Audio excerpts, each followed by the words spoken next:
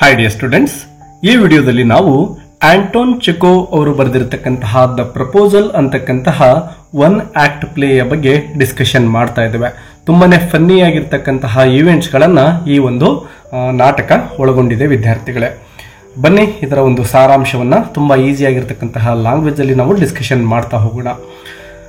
ಮೊದಲನೇದಾಗಿ ನೋಡಬಹುದು, Anton Chekhov the Russian playwright and short story writer. ಇವರೊಬ್ಬ Russian writer ಆಗಿದ್ದಾರೆ ಮತ್ತು ಶಾರ್ಟ್ ಸ್ಟೋರಿಗಳನ್ನು ಕೂಡ ಇವರು ಬರೀತಾರೆ. ಅನೇಕ ನಾಟಕಗಳನ್ನು ಕೂಡ ಬರೆದಿದ್ದಾರೆ.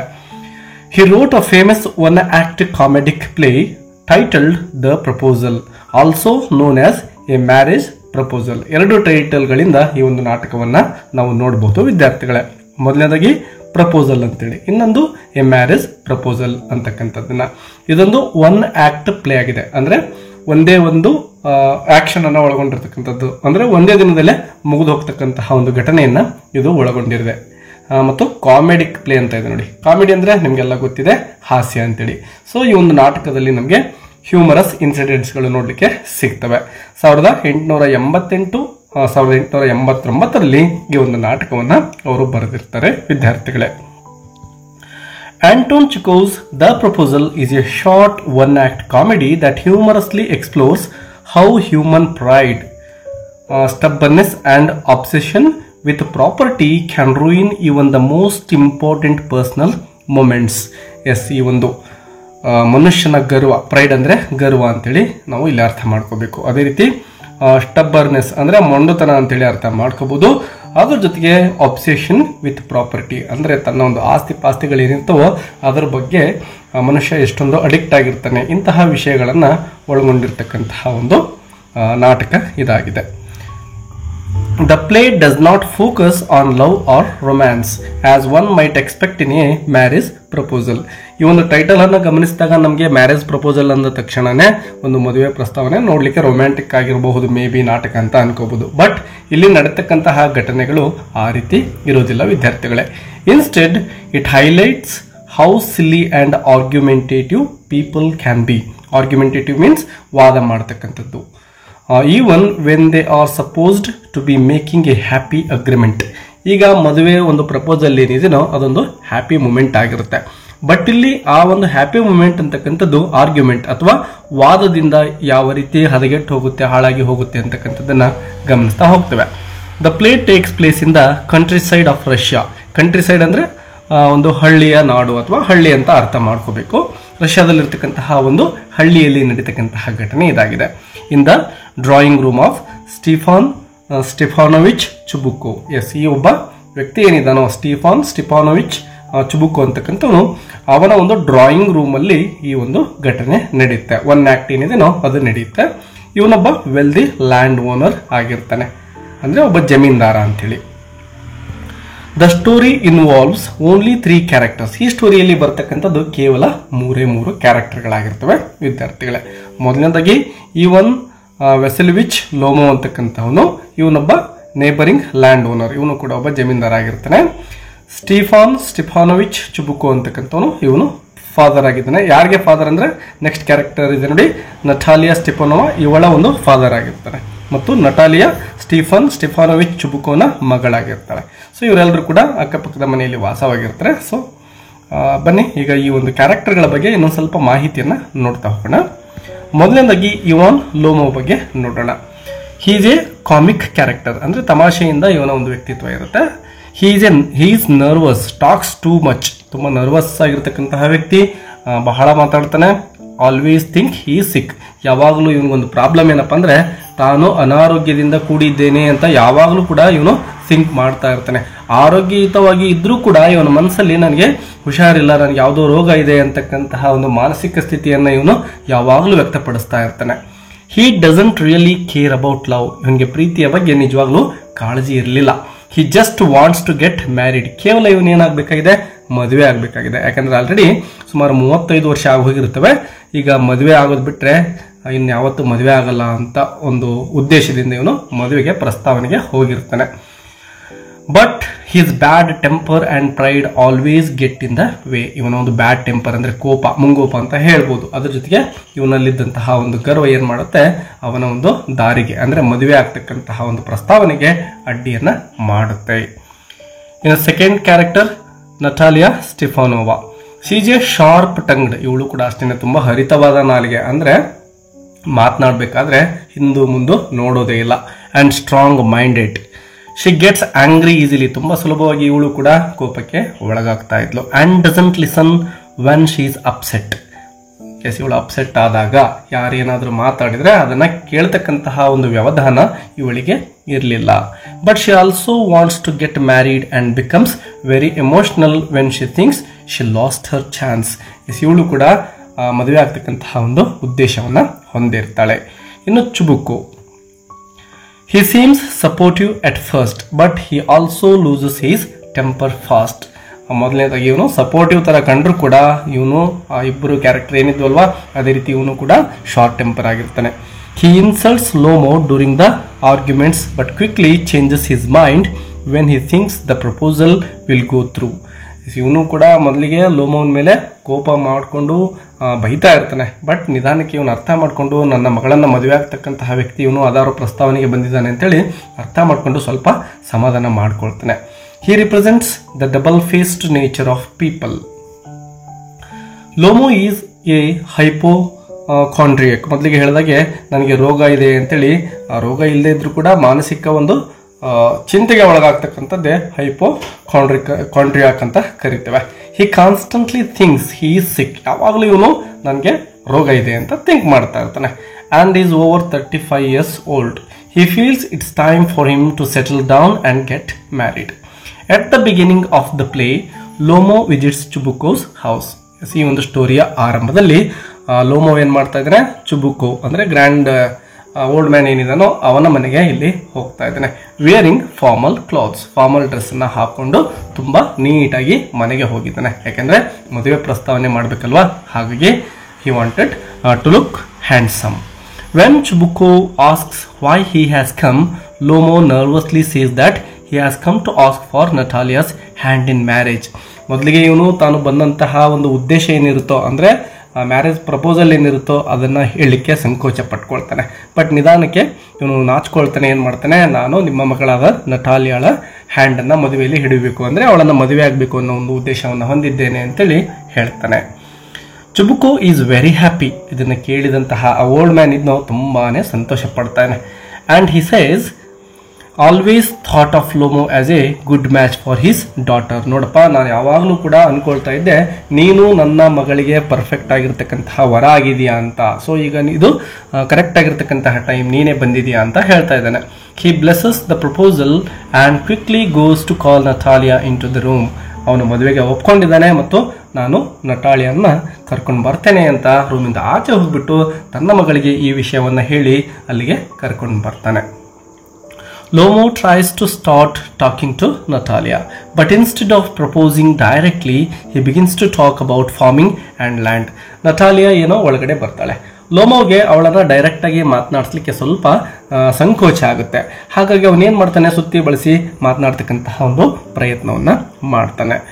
ಅವನೇನು ಮಾತಾಡ್ತಾನೆ ಅಂದರೆ ಮೊದಲಿಗೆ ತನ್ನ ಒಂದು ಕೃಷಿ ಅಂದರೆ ಫಾರ್ಮಿಂಗ್ ಅಂತ ಇದ್ರಲ್ಲಿ ಫಾರ್ಮಿಂಗ್ ಮತ್ತು ತನ್ನ ಒಂದು ಭೂಮಿಯ ಬಗ್ಗೆ ಇಂಟ್ರೊಡ್ಯೂಸ್ ಮಾಡ್ತಾ ಹೋಗ್ತಾನೆ. Soon he brings up a piece of land called Oxen Meadows.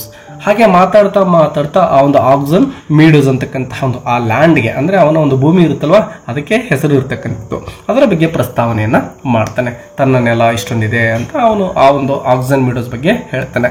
ಇವರಿಬ್ಬರ ಮೊದಲನೇ ಜಗಳಕ್ಕೆ ಇದೇ ಕಾರಣ ಆಗುತ್ತೆ ವಿದ್ಯಾರ್ಥಿಗಳೇ. ಸೊ ಇದನ್ನು ನೆನಪಿಟ್ಕೊಳ್ಳಿ, ಆಕ್ಸನ್ ಮೀಡೋಸ್ ಅಂತಕ್ಕಂಥದ್ದು.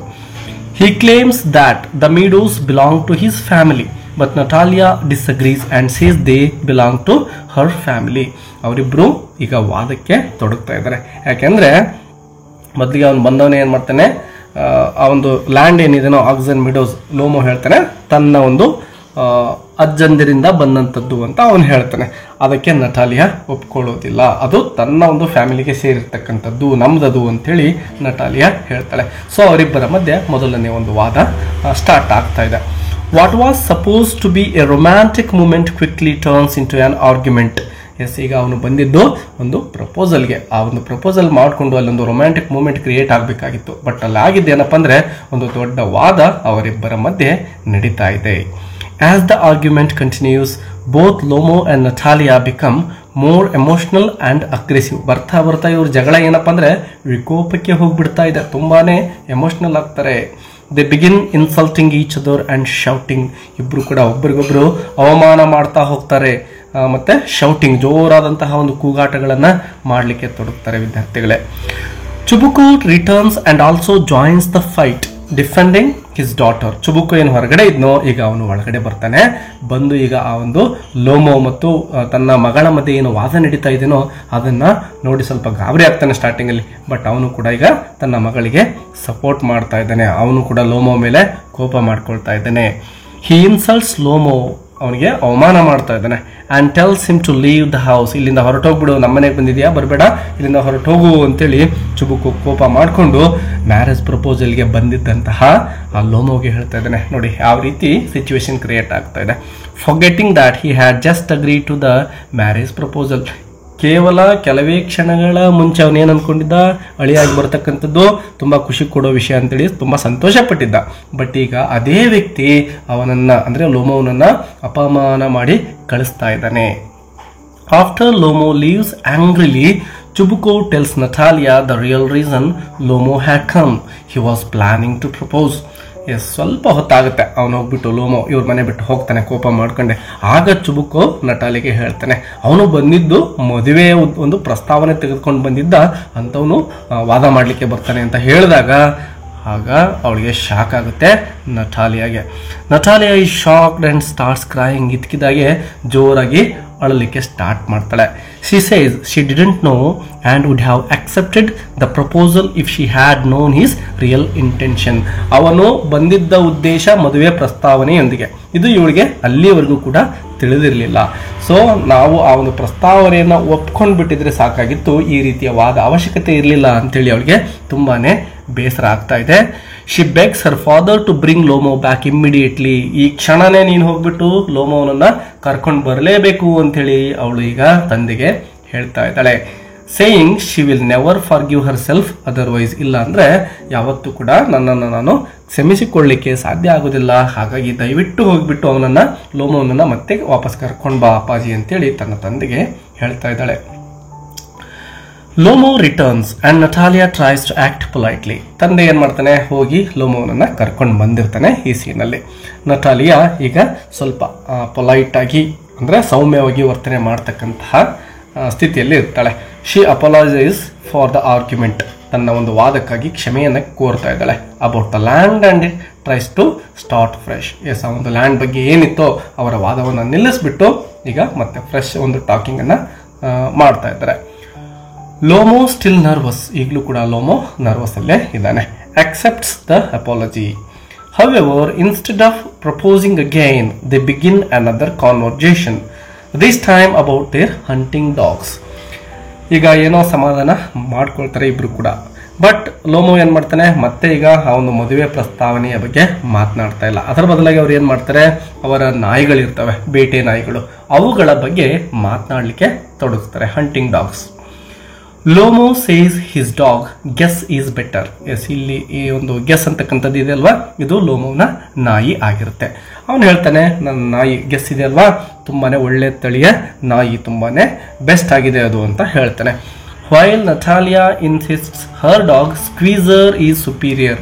ಆಗ ನಟಾಲಿಯಾ ಹೇಳ್ತಾಳೆ, ನನ್ನ ನಾಯಿ ಏನಿದೆ ಅಲ್ವಾ ಸ್ಕ್ವೀಸರ್, ಅದು ತುಂಬ ಸುಪೀರಿಯರ್ ಆಗಿದೆ ನಿನ್ನ ನಾಯಿಗಿಂತ ಅಂಥೇಳಿ. ಈಗ ಇಬ್ಬರು ಕೂಡ ನಾಯಿಯ ವಿಷಯದಲ್ಲಿ ಆರ್ಗ್ಯುಮೆಂಟ್ ಮಾಡಲಿಕ್ಕೆ ತೊಡಗುತ್ತಾರೆ ವಿದ್ಯಾರ್ಥಿಗಳೇ. Once again the proposal is forgotten. ಮತ್ತೆ ಆ ಒಂದು ಮದುವೆ ಪ್ರಸ್ತಾವನೆಯನ್ನ ಅಲ್ಲಿ ಮರ್ತೇ ಬಿಡ್ತಾರೆ. ಈಗ ನಾಯಿ ಕುರಿತು ಜಗಳ ಆಗ್ತಾ ಇದೆ ನೋಡಿ. Their argument over the dogs becomes just as heated as the one over the land. ಈ ನಾಯಿ ಕುರಿತು ಜಗಳ ಹೇಗಾಗುತ್ತಪ್ಪ ಅಂದ್ರೆ, ಮೊದಲಿಗೆ ಲ್ಯಾಂಡ್ ಕುರಿತು ಯಾವ ರೀತಿ ಜಗಳ ಮಾಡಿದ್ರಲ್ವಾ, ಅಷ್ಟೇ ಪ್ರಮಾಣದಲ್ಲಿ ನಾಯಿಗಳ ಕುರಿತು ಕೂಡ ಇವರು ಜಗಳ ಸ್ಟಾರ್ಟ್ ಮಾಡ್ಕೊಳ್ತಾರೆ. Lomov becomes so worked up that he starts shaking and eventually faints. Lomov ಏನು ಮಾಡ್ತಾನೆ, ಅತಿಯಾದಂತಹ ಒಂದು ನರ್ವಸ್ನಿಂದಾಗಿ ಕೋಪ ಮಾಡ್ಕೊಂಡಿರ್ತಾನಲ್ವಾ, ನಡಗಲಿಕ್ಕೆ ಸ್ಟಾರ್ಟ್ ಮಾಡ್ತಾನೆ. ಹಾಗೆ ನಡುಗ್ತಾ ಅವನು ಮೂರ್ಛೆ ತಪ್ಪಿ ಕೆಳಗಡೆ ಬಿದ್ದುಬಿಡ್ತಾನೆ. ಫೇಂಟ್ಸ್ ಅಂದರೆ ಮೂರ್ಛೆ ಹೋಗೋದು ಅಂತೇಳಿ. Natalia and her father panic. ಈ ರೀತಿ ಮೂರ್ಛೆ ಹೋದಂತಹ ಲೋಮೋನನ್ನು ಕಂಡು ನಟಾಲಿಯಾ ಮತ್ತು ಆ ಫಾದರ್ ಏನಿದ್ರು ಇಬ್ಬರು ಕೂಡ ಪ್ಯಾನಿಕ್ ಆಗ್ತಾ ಇದ್ದಾರೆ. ಯಾಕೆ ಪ್ಯಾನಿಕ್ ಆಗ್ತಾರೆ? ಎಲ್ಲೋ ಲೋಮೋ ಸತ್ತೇ ಹೋಗ್ಬಿಟ್ಟಿದ್ದಾನೆ ಅಂತೇಳಿ ಅವ್ರು ಅನ್ಕೊಳ್ತಾ ಇದ್ದಾರೆ. They think he might be dead. Chubukov becomes terrified. ತುಂಬ ಭಯಭೀತನಾಗ್ತಾನೆ Chubukov. And scolds Natalia for arguing again. ಮಗಳನ್ನು ಬೈತಾ ಇದ್ದಾನೆ, ಮತ್ತೆ ನೀನು ಅವನ ಜೊತೆ ವಾದ ಮಾಡಬಾರದಾಗಿತ್ತು ಅಂತೇಳಿ ಬೈತಾ ಇದ್ದಾನೆ. Saying that she may have killed A good man. ಒಬ್ಬ ಒಳ್ಳೆ ವ್ಯಕ್ತಿಯನ್ನು ಕೊಂದ್ಬಿಟ್ಟೆ ನೀನು, ಆರ್ಗ್ಯೂ ಮಾಡಿಬಿಟ್ಟು ಅಂತ ತಂದೆ ಮಗಳಿಗೆ ಬೈತಾ ಇದ್ದಾರೆ. Fortunately Lomov regains consciousness. ಒಂದು ಅದೃಷ್ಟವಶಾತ್ ಲೋಮೋ ಏನು ಮಾಡ್ತಾನೆ, ಮತ್ತೆ ಪ್ರಜ್ಞೆಯನ್ನು ಪಡೆದುಕೊಳ್ತಾ ಇದ್ದಾನೆ. Chubukov realises this is their last chance to save the situation. ಆಗ ಚುಬುಕೋಗೆ ಅನಿಸುತ್ತೆ, ಈಗ ಇವನು ರೀಗೇನ್ ಮಾಡ್ಕೊಂಡಿದ್ದಾನೆ, ಅಂದರೆ ಪ್ರಜ್ಞೆ ಬಂದಿದೆ, ಈಗ ನಾವು ಮತ್ತೆ ವಾದವನ್ನು ಮುಂದುವರಿಸ್ತಕ್ಕಂಥದ್ದು ಬೇಡ. ಈಗ ಏನು ವಿಷಯ ಇದೆನೋ ಅಂದರೆ ಮದುವೆ ಒಂದು ಪ್ರಸ್ತಾವನೆ ಇದೆ ಇದಲ್ವಾ, ಅದನ್ನೇ ನಾವು ಮುಂದುವರಿಸಬೇಕು, ಇದನ್ನು ಆರ್ಗ್ಯುಮೆಂಟ್ ಆಗಲಿಕ್ಕೆ ಬಿಡಬಾರ್ದು ಅಂತೇಳಿ ಅವನು ಆ ಒಂದು ಸಿಚುವೇಶನನ್ನು ಕಂಟ್ರೋಲ್ ಮಾಡಲಿಕ್ಕೆ ಅಲ್ಲಿ ಚಿಂತನೆಯನ್ನು ಮಾಡ್ತಾನೆ. He quickly grabs Lomo's and Natalia's hands and announces that they are engaged. ಇಬ್ಬರ ಕೈಗಳನ್ನು ತೆಗೆದುಕೊಳ್ತಾನೆ ಚುಬುಕು. ಆ ಎರಡೂ ಕೈಗಳನ್ನು ಕೂಡಿಸ್ಬಿಟ್ಟು ಹೇಳ್ತಾನೆ, ಎಂಗೇಜ್ಮೆಂಟ್ ಆಗೋಯ್ತು ಅಂಥೇಳಿ ಹೇಳ್ಬಿಡ್ತಾನೆ. Both of them agree to the marriage. ಇಬ್ಬರು ಕೂಡ ಮದುವೆಗೆ ಒಪ್ಕೊಳ್ತಾ ಇದ್ದಾರೆ. Not because they are in love, but because everyone thinks it is the best decision.